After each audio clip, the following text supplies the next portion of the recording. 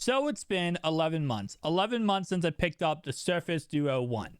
And after a recent attempt to try to put Windows 11 on this bad boy completely failed.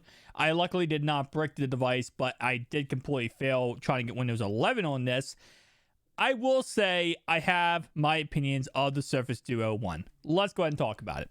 Starting off right away, the Surface Duo 1 has to be my favorite device of all time.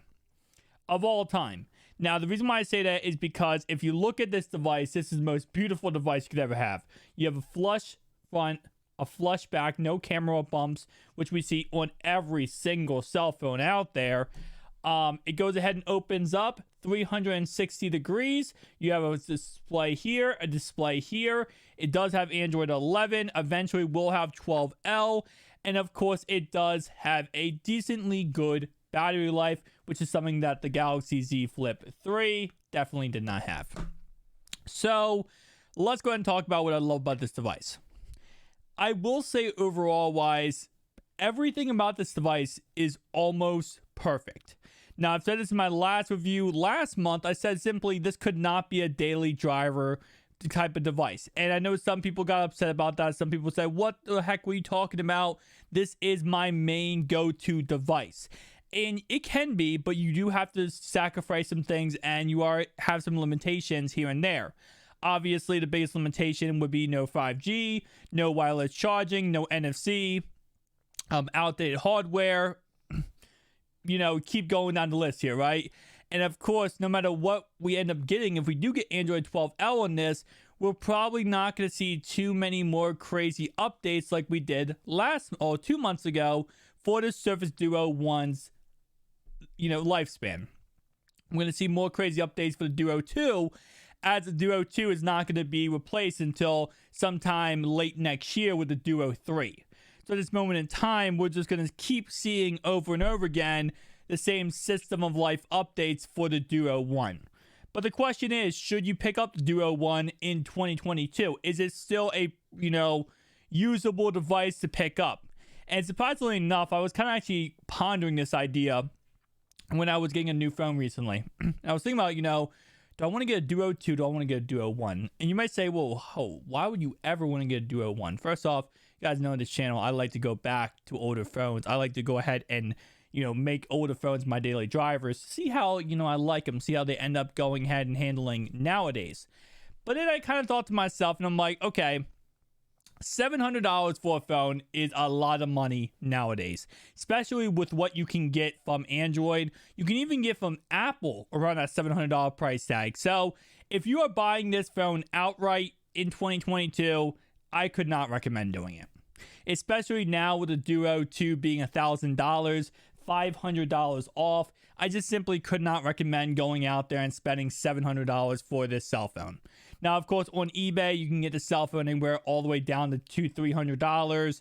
That is a good price tag range if you are trying to pick up this cell phone. And for $200-$300, I would definitely recommend picking it up. It's one of those things I've said a million times in all my videos where you don't know how good it is until you actually try it.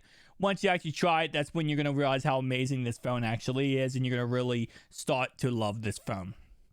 But again, like I said, there are some limitations with this phone, and if you are picking it up as your daily driver, recommendation would be picking up a Galaxy Watch of some kind. Now, of course, that Galaxy Watch will give you NFC. That Galaxy Watch will also give you, if you get a cellular version, you could even get by 5G. I'm not sure if Galaxy Watches have 5G yet. But again, you can get NFC on your Galaxy Watch, which helps pair with this. Again, like I said, if you're going to do all that trouble, you're probably better, more or less, if you're going to do all that trouble, just go for it. I was going to say that you more or less might just get the Surface Duo 2, but if you're getting this phone on eBay for $200 and a Galaxy Watch on eBay for maybe $150, $200, for $400, you're kind of going through the list here. You're going, okay, now I have NFC, right? I don't have wireless charging still. I still have no waterproofness, and I also don't have really that great of a camera, but you do have this beautiful hinge, a beautiful design of this, and of course you do go ahead and save a crap ton of money. $600 to be exact you can save by just going ahead and picking up those two devices. rather than going with the Surface Duo 2. But again, like I said, after 11 months, would I recommend it? For a really cheap price tag, yes. Other than that, probably not. It just simply is kind of at the point where this phone is getting outdated and this phone is slowly becoming obsolete to what we're going to see moving forward. Now, of course, Android 12L will change up the ball game completely and add a little bit more life to this device. But even Android 12L, and with how beautiful that's going to be, I still don't 100,000% believe it's going to completely make the Duo 1 the phone to have again. I really just can't see myself getting behind this idea of, well, now Duo 1, get Android 12L is going to be the best phone ever, because it's still going to have to sacrifice the fact it has a less RAM, less processing unit, no NFC, no wireless charging, obviously no waterproofness. It's still going to have to, slowly get optimized for Android 12L, because that's not something that this phone might be able to have done. I mean, we've heard many rumors about Android 12L coming out to the Duo 1 and 2, but what we haven't seen is how optimized the software will be for these devices. And, obviously, the newer the device, the easier it is to optimize software for.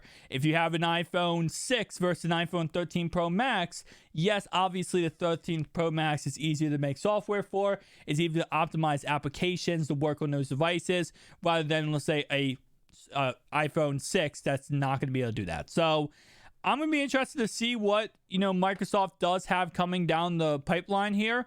But if you are thinking about picking up this device, again, like I said, if you give $200, it's not bad. I will say a million times, and I still believe this is more or less a secondary device. If you are thinking about picking this up, maybe you can pick this up with an iPhone, pick this up maybe with a Galaxy Z Fold 3, maybe pick this up with one of those devices where it's a nice secondary complementary device. It's a nice device to have if you already have your main device and you just want to have this as like a little tablet.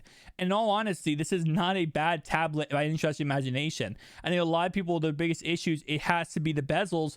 I don't really think the bezels are that bad, and the screen actually looks very, very good, especially once you start using it. Texting is a little weird because of the screen and obviously typing, but if you do use the the Surface Pen, that's not really an issue at all. The S Pen cover does work on this. Obviously, yes, you cannot charge the Axor Surface Pen on this device, but it does magnetically connect to the outside, which is pretty nice. And of course, you are able to go ahead and, just have a really clean looking flush device. So overall wise, I'm going to still give this, after 11 months, I'm still going to give this phone a 7 out of 10. It was a 10 out of 10 when I first picked it up. But as time goes on, obviously ratings drop. Obviously, it depreciates. But I still think if you are going to pick this phone up for $200, you're not really missing. You're actually doing a really good deed for yourself and giving this phone a try. Because this phone is not bad.